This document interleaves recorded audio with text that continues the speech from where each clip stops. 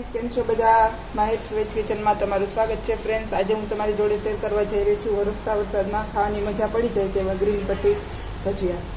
એમાં મેં 250 મરચાં લીધા છે, જેને આપણે સુધારી લેશું, અને 1 બંચ જેટલી પાલક લીધી છે, ધોઈ અને સાફ કરેલી. આપણે પાલકને કટિંગ કરી લીધી છે અને મિક્સી બાઉલમાં લઈ લીધી છે. એમાં આપણે 1 ઇંચ જેટલું આદું લઈ લઈશું અને ધાણા ભાજી સ્વાદ મુજબ તમે એડ કરી શકો છો. અને હવે આને આપણે બધું મિક્સ કરી અને પીસી લઈશું. 3-4 કળી આપણે લસણ એડ કરીશું. લસણથી પટ્ટી મરચાંનો સ્વાદ સરસ આવશે, એટલે તમને વધારે સ્વાદ ગમતો હોય તો વધુ પણ એડ કરી શકો. અને પાલક કાઢી ન પડે એના માટે આપણે અડધું લીંબુ નીચવી નાખશું. હવે આપણે એને પાણી વગર પીસી લેવાની છે. આ રીતની આપણે સરસ સ્મૂધ એની પેસ્ટ કરી લેવાની છે. હવે મરચાંમાં આપણે વરિયાળી, જો તમને ન ભાવતી હોય તો ન નાખજો, પણ નાખશો તો વધારે ટેસ્ટ સરસ આવશે. વરિયાળી નાખશું 1 ચમચી જેટલી, અને મરી પાવડર નાખશું. સ્વાદ મુજબ મીઠું એડ કરશું, કારણ કે પાલક આપણી પહેલેથી ખારી હોય છે, એટલે એમાં મીઠાનું થોડું ઓછું પ્રમાણ રાખવાનું. અને જે આપણે પેસ્ટ બનાવી પાલકની એને એડ કરી દઈશું. હવે એકદમ સરસ એને હલાવી લેશું. હવે આપણે ચણાનો લોટ છે એ પાલકની પેસ્ટમાં જેટલો જોઈએ એ પ્રમાણે આપણે એડ કરતું જવાનું છે.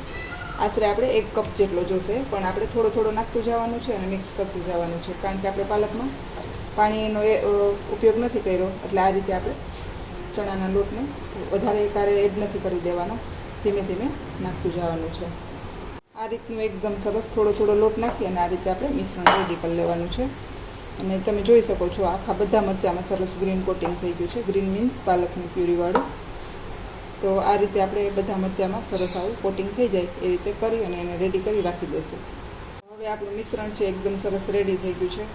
આપણે પટ્ટીના ભજીયા તો ખાતા જ હોય છે, પણ એક વખત આ રીતે ટ્રાય કરજો, ખરેખર ખૂબ જ ટેસ્ટી બનશે અને ખૂબ જ તમને ભાવશે. તમે ક્યારેય ન ખાતા હોય એ રીતના આ ભજીયા બને છે, તો આ ચોમાસામાં ચોક્કસથી ટ્રાય કરજો. હવે મેં તેલ પણ ગરમ મૂકી દીધું છે, અને તેલ આપણે વધારે ગરમ નથી થવા દેવાનું. આ રીતનું ભજીયું મૂકી અને ઉપર ન આવે એ રીતનું તેલ એને આવવું જોઈએ. વધારે ફૂલ તેલમાં તળશો તો એકદમ જલ્દી એ ચડી જશે અને ક્રિસ્પી નહીં થાય. તો આ રીતે આપણે ધીમે ધીમે બધી પટ્ટીને ચડી જવાની છે.